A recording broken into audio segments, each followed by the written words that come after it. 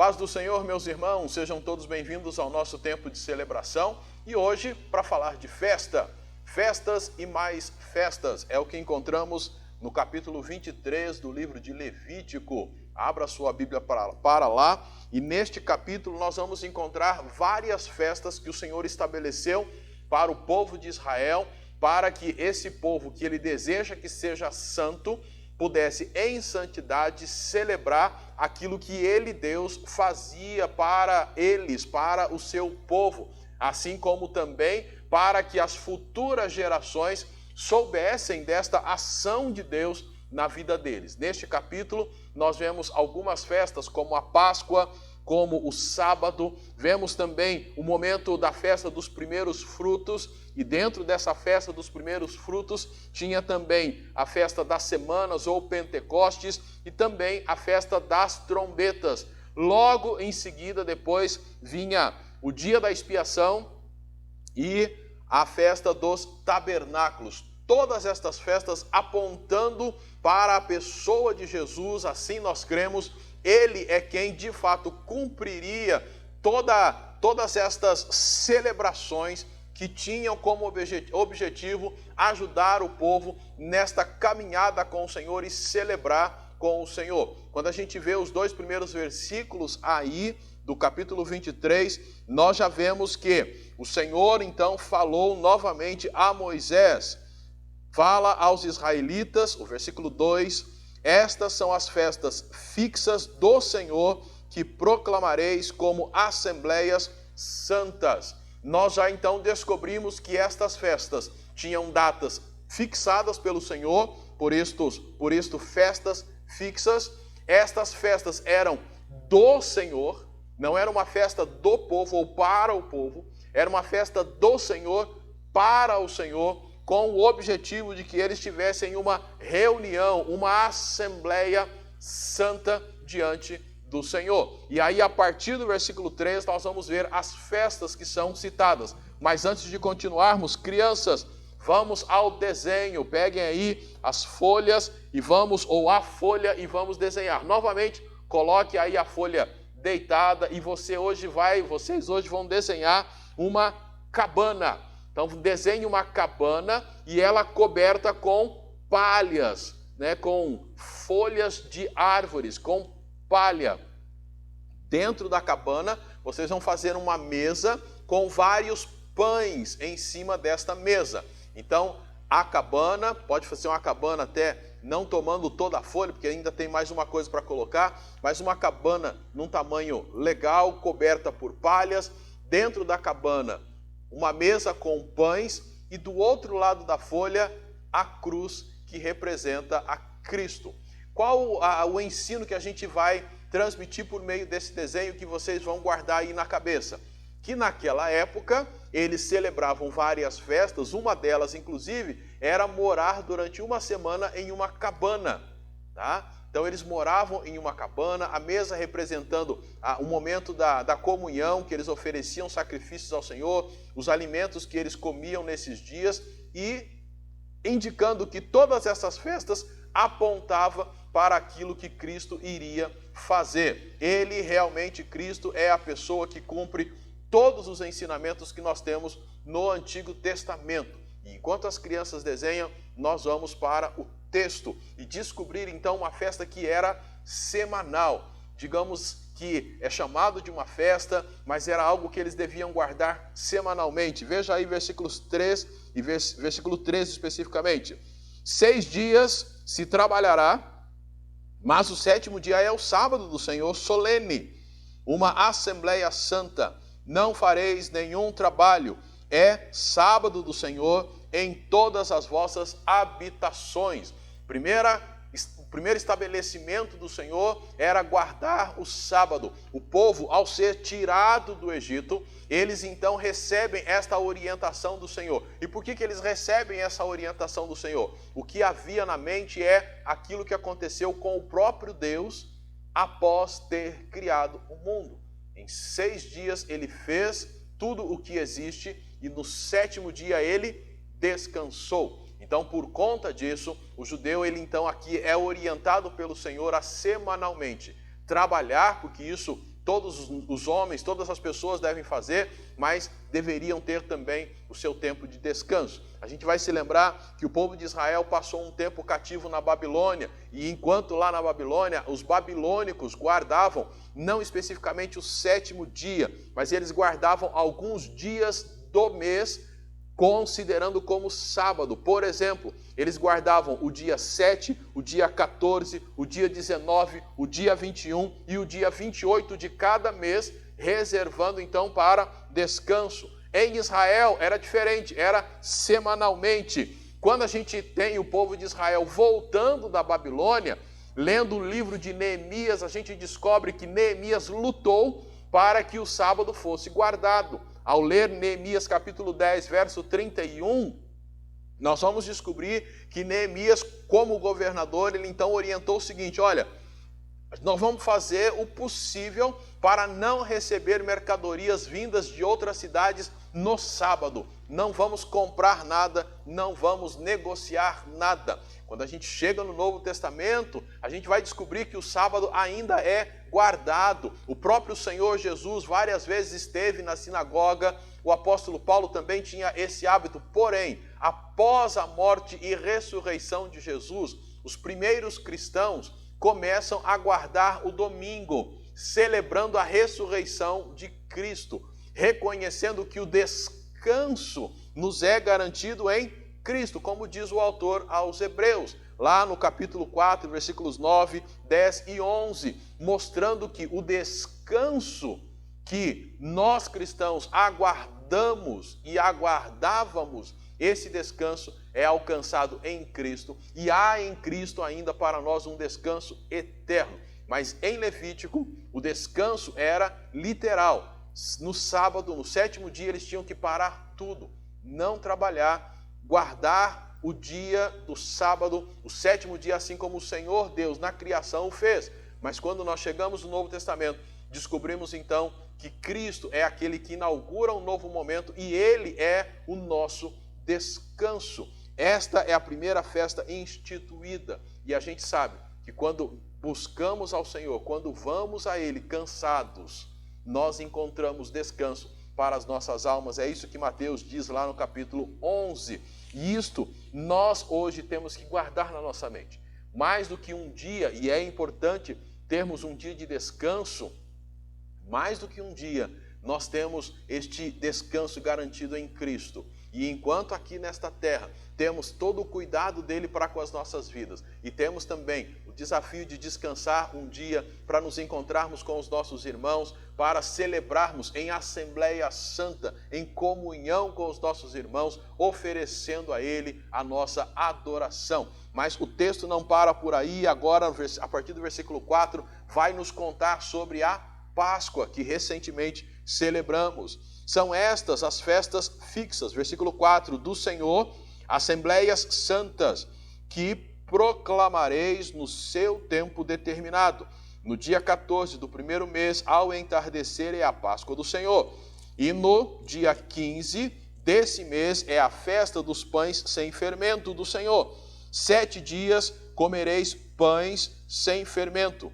No dia da festa tereis santa assembleia, ou uma assembleia santa, não fareis trabalho algum. Apresentareis ofertas queimadas ao Senhor por 7 dias. No 7º dia haverá assembleia santa, não fareis trabalho algum. Esta é a Páscoa, em que eles comemoravam o quê? Ou lembravam o quê? Eles lembravam da libertação que eles receberam lá do Egito, quando eles foram retirados do Egito. E desde aquela noite eles já saíram às pressas e não tiveram tempo de deixar o pão fermentar. Por isso a festa fazia lembrança. Entre outras coisas, uma das principais era não comer pão fermentado. Até hoje em Israel os judeus guardam, ou os judeus, não só em Israel, mas em toda parte do mundo, eles guardam essa festa e celebram esta libertação.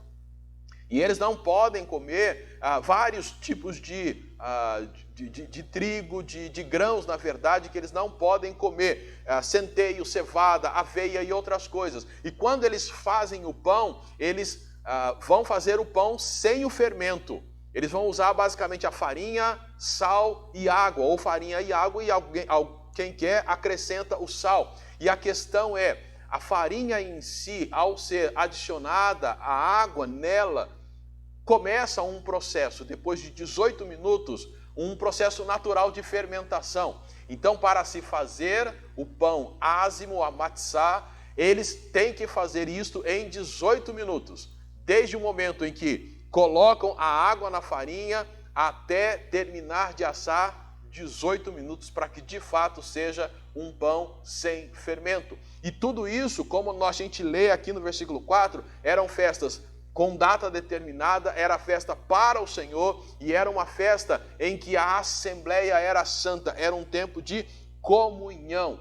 E esta festa ela é celebrada anualmente. Hoje, para nós celebramos também a Páscoa, mas para nós cristãos, nós sabemos que o Cordeiro Pascal é Jesus. Então nós celebramos a Jesus que ressuscitou. Podemos, claro, lembrar da grande obra que o Senhor fez na vida dos judeus, tirando-os do Egito. Mas, acima de tudo, lembramos da grande obra que Deus fez na nossa vida por meio de Cristo, tirando-nos do pecado para que hoje pudéssemos estar a caminho da nossa terra prometida, que é o céu. Por isso, a nossa Páscoa é a celebração da ressurreição do nosso Senhor e Salvador Jesus Cristo. Mas o povo aqui em Levítico recebe essa orientação para celebrar a Páscoa, não comer pães fermentados e também oferecer sacrifícios ao Senhor. Mas o texto continua contando para nós, a partir do versículo 9 até o 14, sobre a festa dos primeiros frutos. E dentro dessa festa, teremos outras festas também, como a festa de Pentecostes ou das semanas e também das trombetas. Mas primeiramente, vamos ler sobre a festa dos primeiros frutos. O Senhor disse a Moisés, versículo 9, fala aos israelitas, quando tiverdes entrado na terra que vos dou e fizerdes a colheita, levareis ao sacerdote um feixe dos primeiros frutos da vossa colheita, e ele moverá o feixe diante do Senhor, para que sejais aceitos.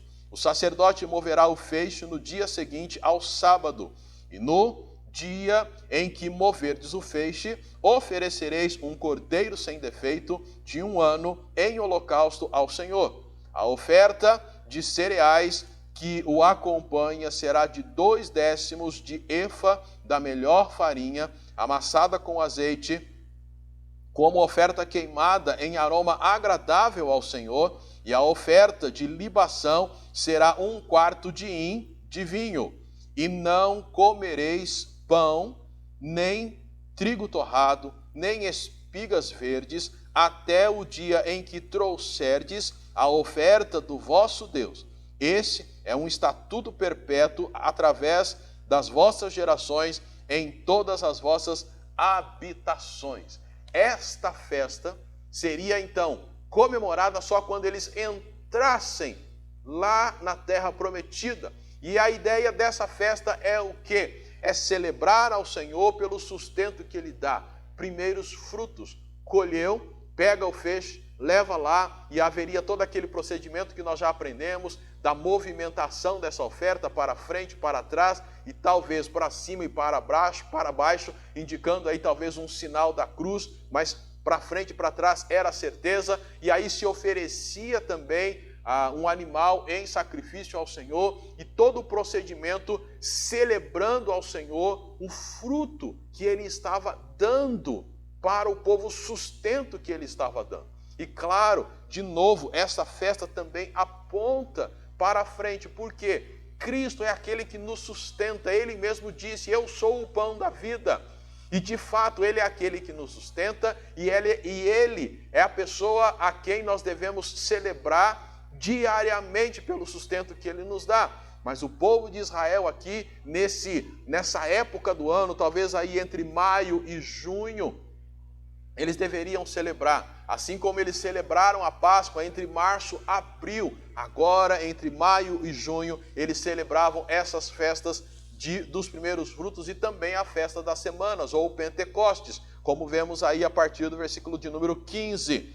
Contareis 7 semanas inteiras, desde o dia depois do sábado, isto é, desde o dia em que tiverdes trazido o feixe da oferta de movimento, até o dia seguinte ao 7º sábado.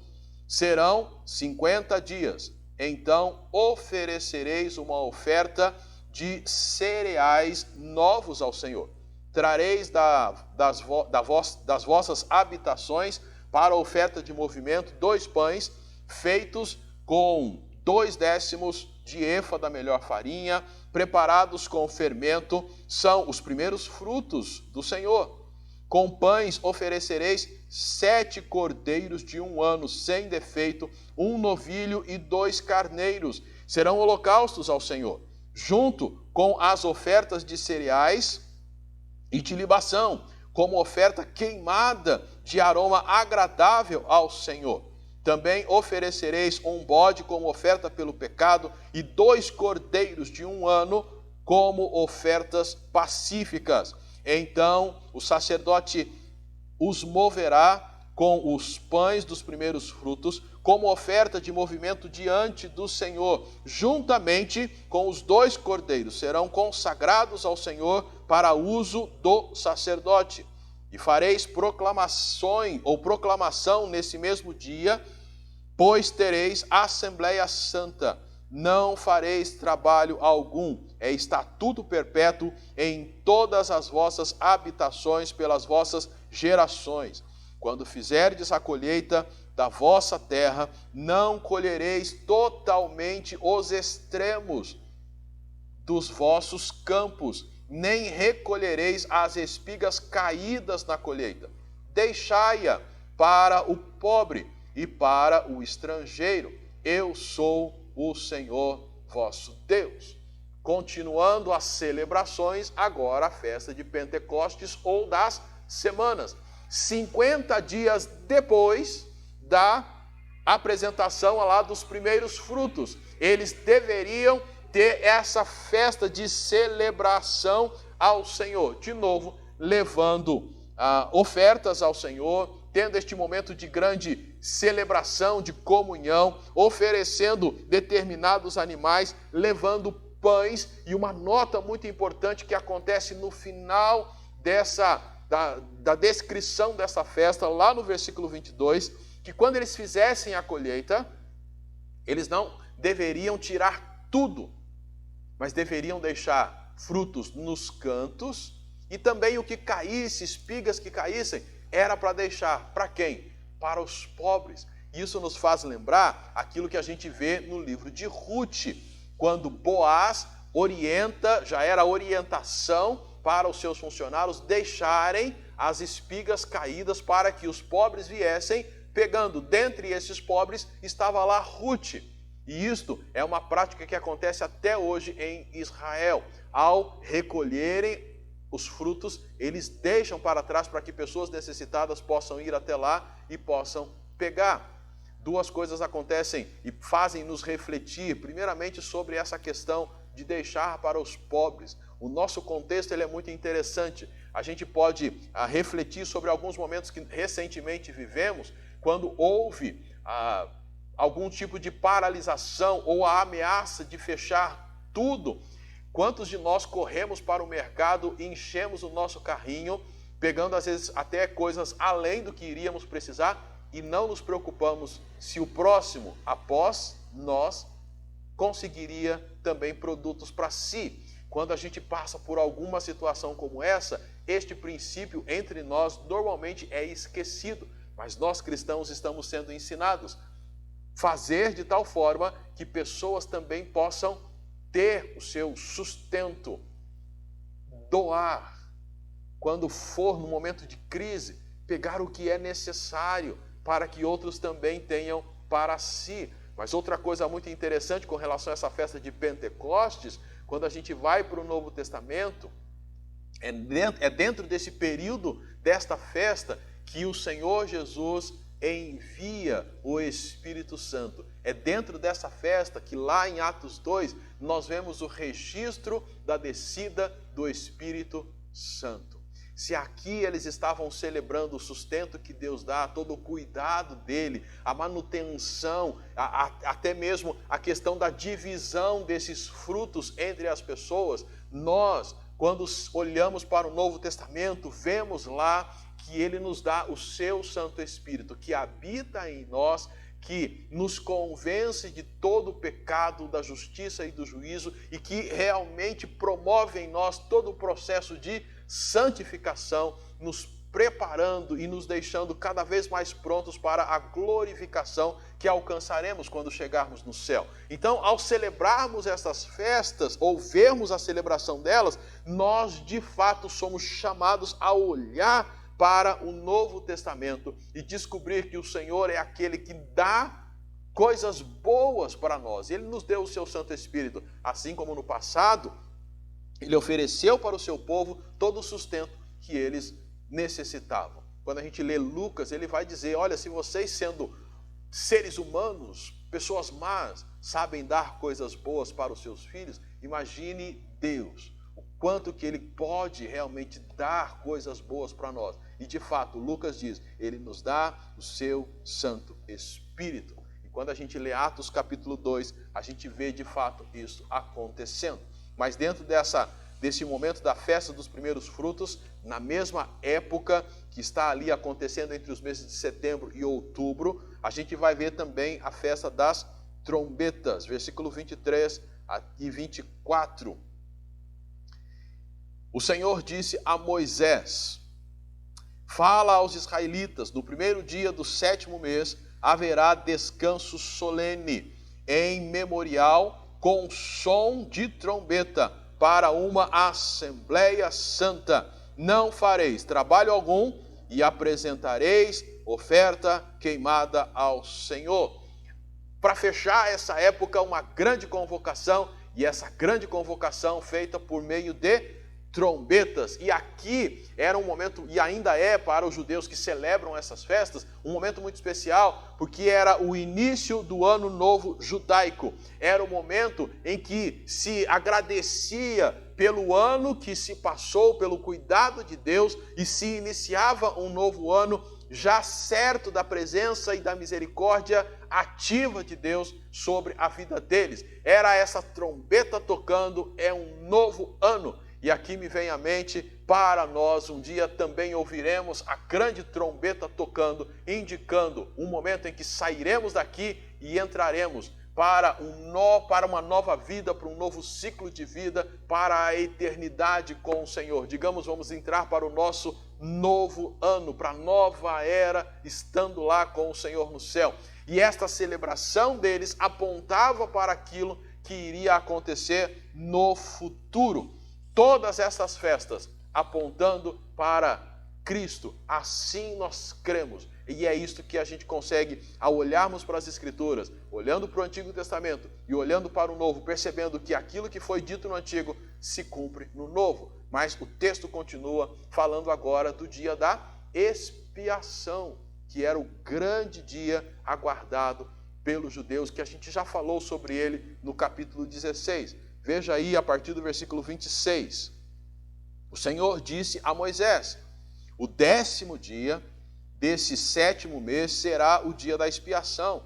Tereis Assembleia Santa, então vos humilhareis e apresentareis uma oferta queimada ao Senhor. Nesse dia não fareis trabalho algum, porque é o dia da expiação, o dia de fazer expiação por vós diante do Senhor vosso Deus.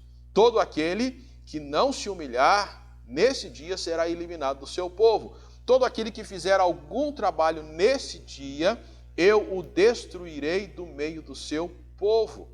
Não fareis trabalho algum nesse dia. Isso será um estatuto perpétuo através das vossas gerações, em todas as vossas habitações. Será um sábado de descanso para vós, e vos humilhareis. Guardareis o vosso sábado, desde o entardecer do 9º dia do mês até a tarde seguinte. Este era o grande dia esperado por eles, o dia do perdão. É aquele dia que vimos lá no capítulo 16, em que o sumo sacerdote, que é o único dia do ano em que o sumo sacerdote podia adentrar o Santo dos Santos levando o sangue de animais em favor de si e em favor do povo. Era aquele grande dia em que eles apresentavam o seu pedido de perdão a Deus, em que eles se humilhavam diante do Senhor. E aqui a gente vê que esse era um momento em que todos tinham que se humilhar e aqueles que não se humilhassem seriam eliminados, seriam destruídos. Quando a gente olha para o Novo Testamento, a gente descobre que esse grande dia foi cumprido por Jesus. Quando ele ofereceu a si mesmo, ofereceu o seu próprio sangue, e com o seu próprio sangue, Cordeiro perfeito, puro, sem pecado algum, ele chega lá no Santo dos Santos e se oferece a Deus, uma vez ou de uma vez por todas, de tal forma que aquele véu que separava todo o povo de Deus, agora ele é rasgado. E agora todos os que creem em Jesus podem, por meio dele, se aproximar de Deus. Quando eles estavam celebrando essa festa lá na época do Sinai, em que eles estavam no Sinai, em que eles ainda entrariam na terra, e na terra prometida, eles celebravam essa festa, estavam apontando para aquilo que Cristo iria fazer. Hoje nós não celebramos essas festas, e nem precisamos, entendemos assim. Por quê? Porque vemos que Cristo cumpriu todas elas. Então nós celebramos a Cristo, celebramos a cada dia aquele que é o nosso descanso, o nosso sustento, aquele que um dia há de nos chamar para estarmos com Ele, seremos convocados para estar no céu. Celebramos aquele que nos perdoa quando pedimos perdão e humildemente nos rendemos arrependidos aos seus pés. Por isso, hoje, essas festas, é ótimo nós conhecermos cada uma delas, mas para saber que Cristo todas cumpriu. E a última que vamos ver que o texto fala é a festa dos tabernáculos, que começa aí a partir do verso de número 33, que também vai acontecer dentro do mês de outubro. O Senhor disse a Moisés: fala aos israelitas, desde o dia 15 desse 7º mês haverá a festa dos tabernáculos do Senhor durante 7 dias. No primeiro dia haverá Assembleia Santa, não fareis nenhum trabalho, apresentareis ofertas queimadas ao Senhor por 7 dias. No 8º dia tereis Assembleia Santa e apresentareis ofertas queimadas ao Senhor. Será uma assembleia solene, não fareis trabalho algum. Essas são as festas fixas do Senhor, que proclamareis como assembleias santas, para apresentar ao Senhor oferta queimada, holocausto e oferta de cereais, sacrifícios e ofertas de libação, cada qual em seu dia próprio, além dos sábados do Senhor, das vossas dádivas, de todos os vossos votos, e além de todas as ofertas voluntárias que apresentardes ao Senhor. Desde o dia 15 do 7º mês, quando tiverdes colhido o fruto da terra, celebrareis a festa do Senhor durante 7 dias. No primeiro e no 8º dia haverá descanso solene. No primeiro dia pegareis frutos de árvores ornamentais, folhas de palmeiras, ramos de árvores frondosas e salgueiros dos ribeiros, e vos alegrareis diante do Senhor vosso Deus durante 7 dias. Tereis de celebrá-la todo o ano como festa do Senhor, no 7º mês durante 7 dias. Este é um estatuto perpétuo através das vossas gerações. Durante 7 dias habitareis em tendas feitas de ramos. Todos os naturais de Israel habitarão em tendas de ramos, para que as vossas gerações saibam que eu fiz os israelitas habitarem em tendas feitas de ramos, quando os tirei da terra do Egito. Eu sou o Senhor vosso Deus. Assim Moisés declarou aos israelitas as festas fixas do Senhor. Essa última festa, ele faz um resumo das outras, fala sobre as outras, mas a ideia da festa dos tabernáculos é que eles deveriam fazer cabanas fora de suas casas, cobri-las com galhos, né, com folhas de árvores nativas e ali viverem durante 7 dias. Qual o objetivo? Lembrar que quando o Senhor tirou o povo de Israel do Egito, eles passaram uma temporada no deserto vivendo em cabanas. E isto até hoje acontece lá em Israel. Eles montam lá no mês de outubro essas cabanas fora de suas casas, nos quintais das casas, e eles celebram durante 7 dias o sustento, lembrando que o Senhor cuidou do seu povo durante toda a época em que eles passaram pelo deserto. E esta, como diz o texto, era uma ordem, estatuto perpétuo pelas gerações. E nós, a maneira como nós entendemos as Escrituras, pelas gerações até a vinda de Cristo. Porque quando Cristo vem, nós vemos Ele cumprindo todas estas coisas. Ele foi aquele, juntamente com, logicamente, Deus Pai, Deus Filho e o Espírito Santo, que cuidou do povo de Israel lá, enquanto estavam no deserto. O apóstolo Paulo até diz, em uma de suas cartas à igreja lá de Corinto, ele vai citar a respeito daquela rocha da onde saiu água lá no deserto para saciar a sede do povo, e ele vai dizer, e aquela rocha era Cristo, indicando que aquele símbolo que eles viram, daquela rocha da onde saiu água, ele vai dizer, olha, Jesus, o Messias que veio, ele é a rocha de quem sai a água viva. E quem experimenta dessa água do seu interior, fluirão rios de água viva. Foi o que o Senhor falou lá com aquela mulher. Então, Cristo é aquele que cumpre todas as coisas. E hoje seria como se nós estivéssemos no nosso deserto. Porque uma vez que fomos resgatados do pecado e temos garantido o céu, este mundo aqui acaba sendo o nosso deserto, onde somos sustentados e guardados pelo Senhor dioturnamente. Por isso, meu irmão, quando a gente lê esse texto, quando a gente lê o capítulo 23, vemos as festas que o povo de Israel, ao longo dos séculos, foi incentivado a cumprir, e é claro, eles falharam em alguns momentos, tiveram o tempo lá do exílio na Babilônia. Quando eles voltam, eu acho que Esdras e Neemias retomam algumas coisas. Eles falharam, mas todas essas festas tinham o grande poder didático de ajudá-los a lembrar do que aconteceu, de como o Senhor cuidou deles como nação, fazer as novas gerações saberem disso e, ao mesmo tempo, apontar para aquilo que Cristo iria cumprir.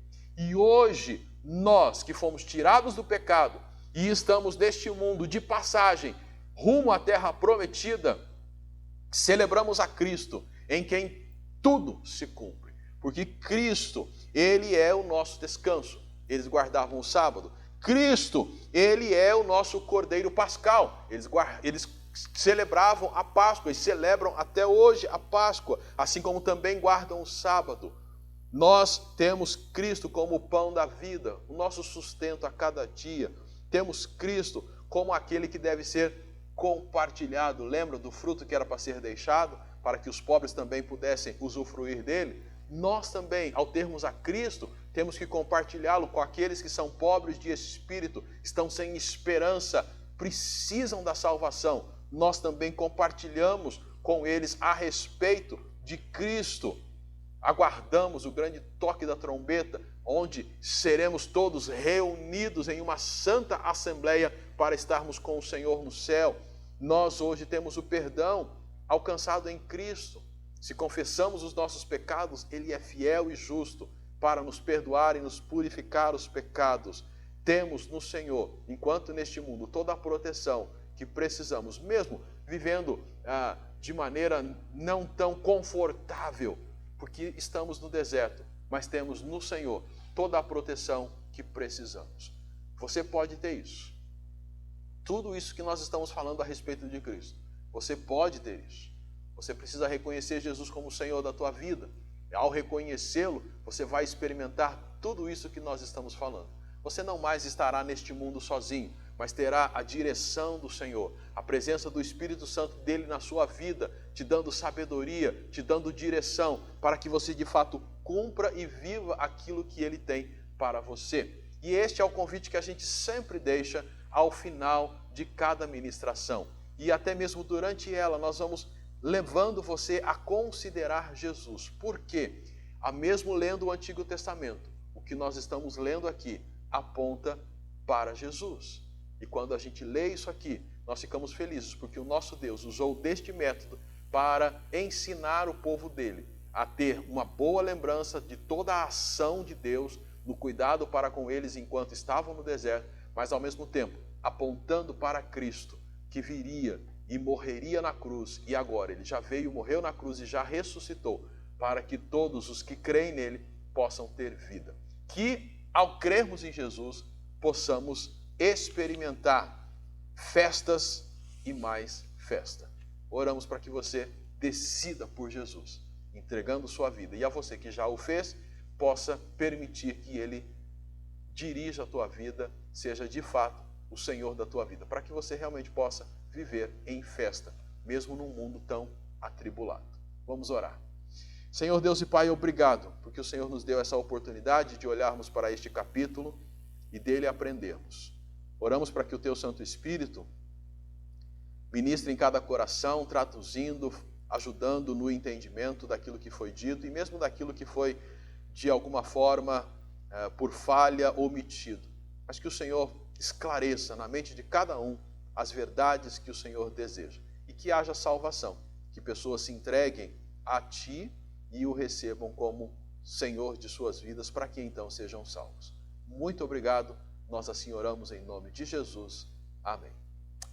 Que Deus abençoe a sua vida, e aos que pertencem à nossa comunidade, convidamos a você a participar do nosso tempo de comunhão pelo grupo do WhatsApp, crianças mandando os desenhos, adultos participando com textos bíblicos, com alguma canção, com fotos. Vamos ter o nosso tempo de celebração e de comunhão com o grupo do WhatsApp de nossa igreja. Que Deus abençoe a tua semana e fiquem todos na paz do Senhor.